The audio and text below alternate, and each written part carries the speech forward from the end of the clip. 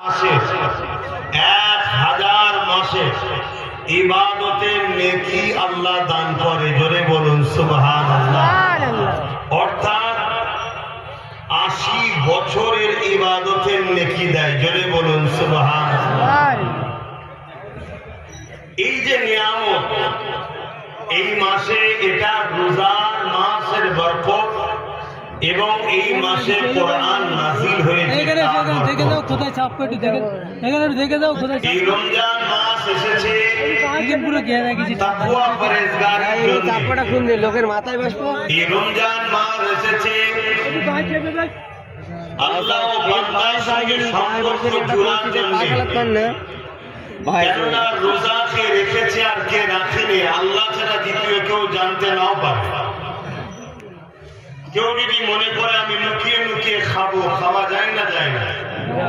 কেউ যদি মনে করে আমি লুকিয়ে লুকিয়ে পান করবো, করা যায় না? যায় না।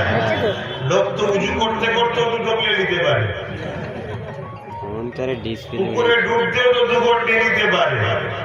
কিন্তু এই রোজা একমাত্র ইবাদত যেটা বান্দা আর আল্লাহর সঙ্গে সম্পর্ক এত গভীর করে, যেখানে লোক দেখানোর কোনো ব্যাপারই নাই, সম্পূর্ণটা আল্লাহর জন্য। জোরে বলুন সুবহানাল্লাহ। তাই আল্লাহ রাসূল বলেছেন as-সাওমু লি ওয়া আনা আজজি বিয়াদিয়া।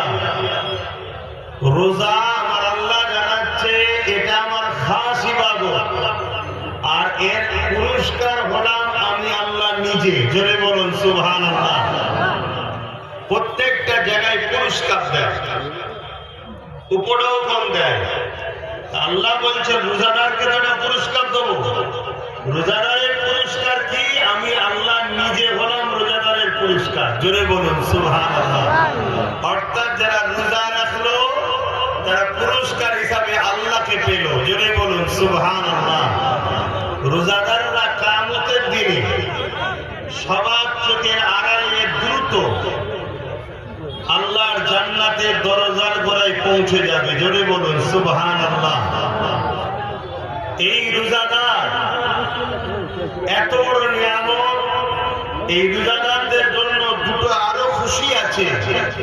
লিসাইমি ফারহাতানি ফারহাতুন ইনদাল ইফতার ওয়া ফারহাতুন লিকা রাব্বি।